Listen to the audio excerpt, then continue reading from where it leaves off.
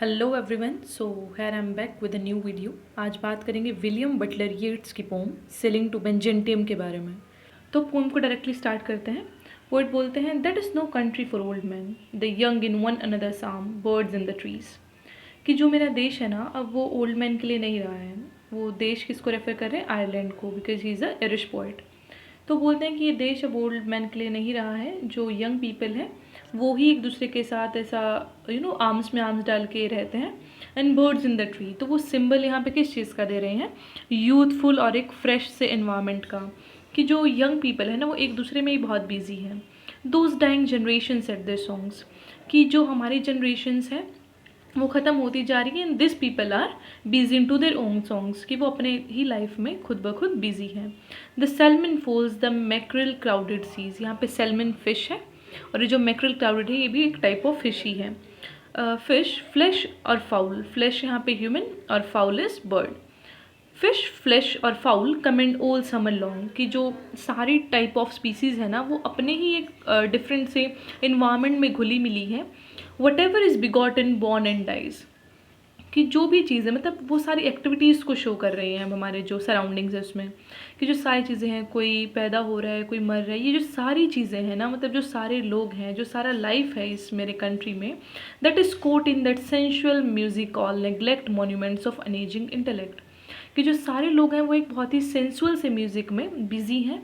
And they all are neglecting the monuments of unageing intellect, कि जो चीज़ें जिनका कांस्टेंट वर्थ है, जो चीज़ें जिनका बहुत ज़्यादा इंटेलेक्चुअल इम्पॉर्टेंस है, वो उनको तो छोड़ते जा रहे हैं और वो जो एक प्राइमरी इम्पॉर्टेंस की चीज़ है उनको पकड़ रहे हैं।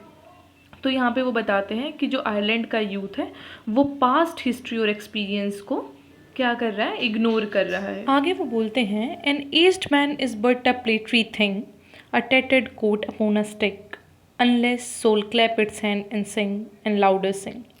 कि जो एक एज्ड मैन है ना, जो बूढ़े लोग हैं, उनको एक अनवर्दी, एक अनवांटेड सी चीज़ की तरह देखा जाता है। वो एक टेटर्ड कोट अपॉन अ स्टिक, ये किस चीज़ का? स्केयर क्रो का इमेज है। कि जैसे एक स्केयर करो, वो एक बहुत ही अनवांटेड सी, एक अनवर्थी सी चीज़ हो। Soul clap its hands and sing and louder sing, कि जो हमारा सोल है वो बहुत ज़ोर ज़ोर से चिल्ला चिल्ला के गाने गा रहा है। For every tatter in its mortal dress, कि हर एक पीस के लिए, tatter is piece, in the mortal dress मतलब जो ह्यूमन बॉडी में जो भी सोल हैं सब के लिए हम बहुत चिल्ला चिल्ला के उनको बता रहे हैं। Nor is there singing school but studying monuments of its own significance, कि जो लोग हैं वो इम्पॉर्टेंस नहीं दे रहे हैं एक्सपीरियंस को। वो अपने ही चीज़ों में बिजी हैं, वो ना तो किसी एक्सपीरियंस को इम्पोर्टेंस दे रहे हैं, ना वो अपनी हिस्ट्री को इम्पोर्टेंस दे रहे हैं। And therefore I have sailed the seas and come, इसलिए मैं ये समुंदर पार करके आ चुका हूँ to the holy city of Byzantium. ठीक है, तो मैं बेंजेंटियम आ चुका हूँ इस होली सिटी में। तो वो इस यहाँ जाने की क्यों बात करते हैं? ही टॉक्स अबाउट इट, क्योंकि उनको लगता है कि इस होली सिटी में उनके जो एक्सपीरियंस है उनको रिस्पेक्ट और ऑनर दोनों चीज़ें मिलेंगी। तो ये जो बाइजेंटियम है it's a fictional religious place. ठीक है, तो वो वहाँ पे जाने की बातें करते हैं क्योंकि उनको लगता है कि आयरलैंड में जो उनका एक्सपीरियंस है उसका अब कोई ज़्यादा सा वैल्यू रहा नहीं है। O sages standing in God's holy fire, as in the gold mosaic of a wall, come from the holy fire pan in a jar.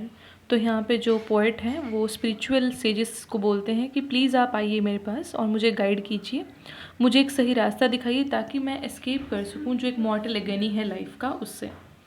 यहाँ पे जो पर्न है उसका मतलब है नीचे आना, एंड जायर का मतलब क्या होता है?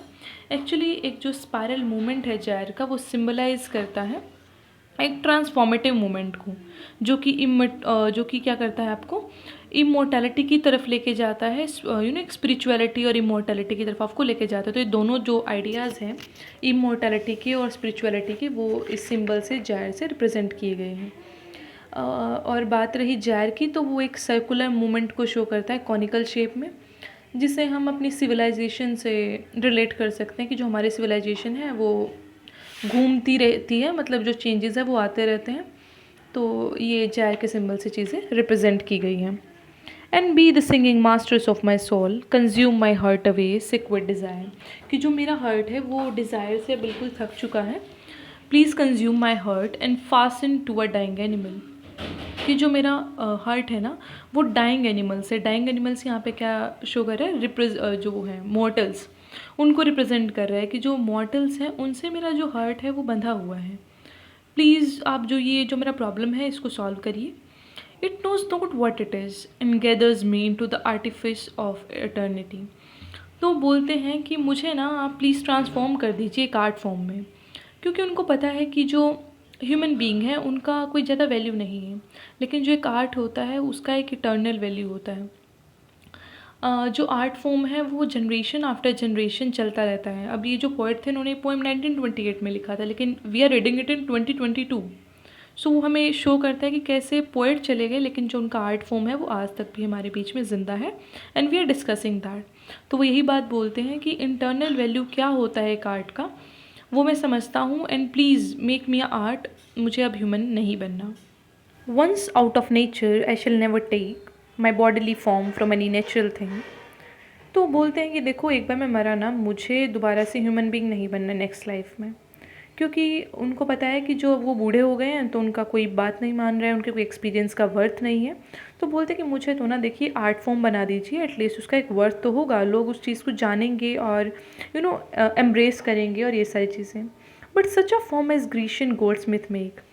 तो ये आर्ट पीस का ये रेफरेंस है यहाँ पे कि जैसे ग्रीशियन गोल्डस्मिथ बनाता है ना, of hammered gold and gold enamelling, कि गोल्ड का मुझे एक आर्ट पीस बनाइएगा to keep a drowsy emperor awake. तो वो रेफरेंस देते हैं कि जैसे वो ग्रीशियन अर्न में भी कुछ ऐसा रेफरेंस था जो पोम थी कीट्स की, कि कैसे वो ड्राउसी एम्परर को अवेक रखते हैं और वो सारी चीज़ें, I don't remember it clearly, but ऐसा कुछ था उसमें कि कैसे जो आर्ट फॉर्म है वो ज़िंदा रहता है और उसका इम्पोर्टेंस क्या होता है, जनरेशन्स बाय जनरेशन्स उसका जो वर्थ है कभी भी कम नहीं होता।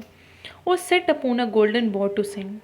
फिर वो जो कीट का ही इमेजनरी है नाइटिंगेल का, वो थोड़ा सा डिफरेंट से यूज़ करते हैं। जो कीट्स वाली नाइटिंगेल थी वो क्या करती थी, लोगों को मेस्मराइज करती थी अपने गाने से, लेकिन जो इसकी W.B. येट्स की नाइटिंगेल है वो क्या कर रही है, लोगों को गाइड करना चाहती है, एनलाइटन करना चाहती है। To lords and ladies of Enchantium o what is past और पासिंग और टू कम, कि आप उनको प्लीज़ गाइड करिए, एनलाइटन करिए कि क्या पास्ट है हमारा, क्या हमारी हिस्ट्री रही है, क्या अभी प्रेजेंट में चल रहा है और क्या हो सकता है। तो आप उनको एक अच्छी तरीके से गाइडेंस दीजिए ताकि जो लोग हैं वो अपनी कंट्री के बारे में समझ सकें और वो लोग एनलाइटन हो पाएँ। तो ये था पोम के बारे में। अब इसके थीम्स के बारे में डिस्कस करते हैं। पोम का फर्स्ट थीम है मोर्टेलिटी एंड ओल्ड एज की। जो ओल्ड एज है उसमें लोग कैसे कैसे एक्सपीरियंस फेस करते हैं और वो सारी चीज़ें। और फिर सेकंड जो थीम है वो है आर्ट एंड इट्स पावर, कि जो आर्ट है उसका इंटरनल वैल्यू होता है और वो कभी भी ख़त्म नहीं होता, वो जनरेशन दर जनरेशन वो बढ़ता ही बेशक है, लेकिन आर्ट फॉर्म कभी ख़त्म नहीं होती, उसको हमेशा ही एक एसेट के तौर पे देखा जाता है। इंसान ख़त्म हो जाता है पर आर्ट ख़त्म नहीं होता। तो ये थे इस पोएम के themes. Hope you like that. Thank you so much for watching, keep supporting, thank you.